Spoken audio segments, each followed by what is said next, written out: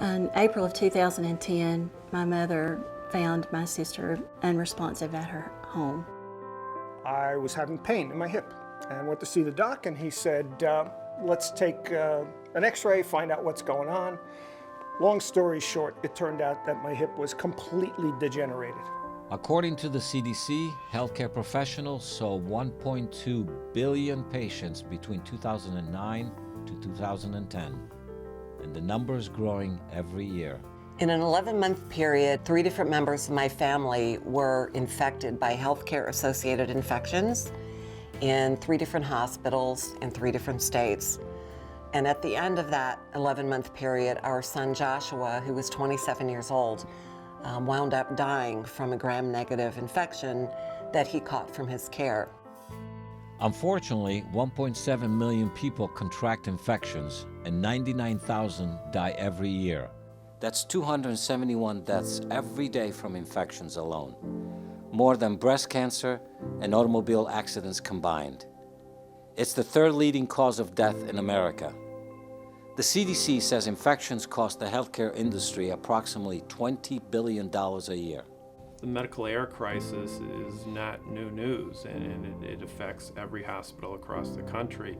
We're all striving to get better.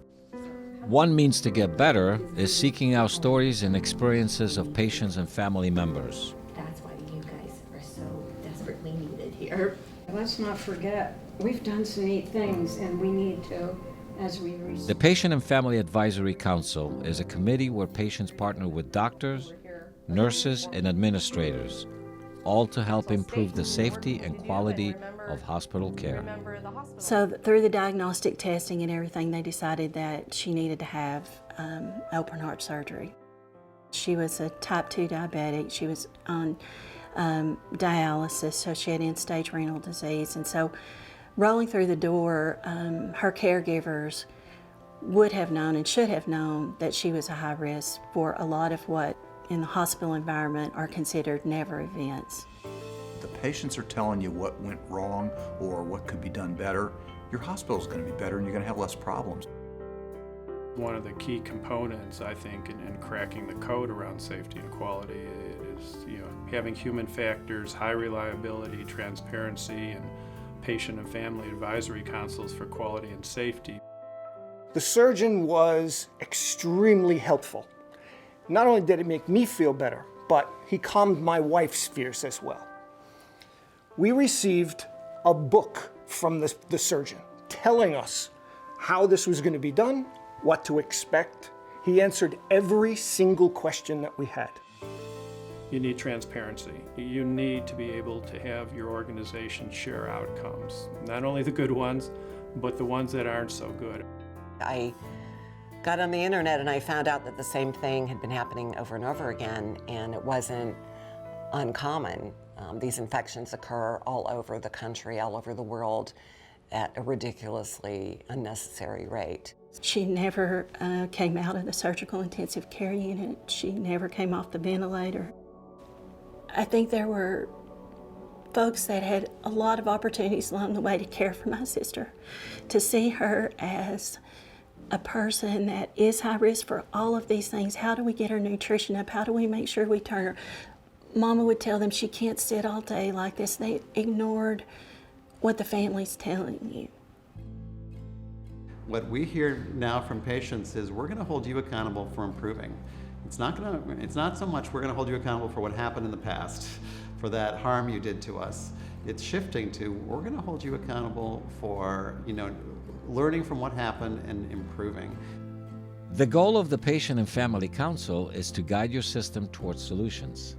The perspective that they bring is eye-opening to many of the clinical staff there, the physicians, the nurses, the pharmacists, and others, because we're seeing care through their eyes.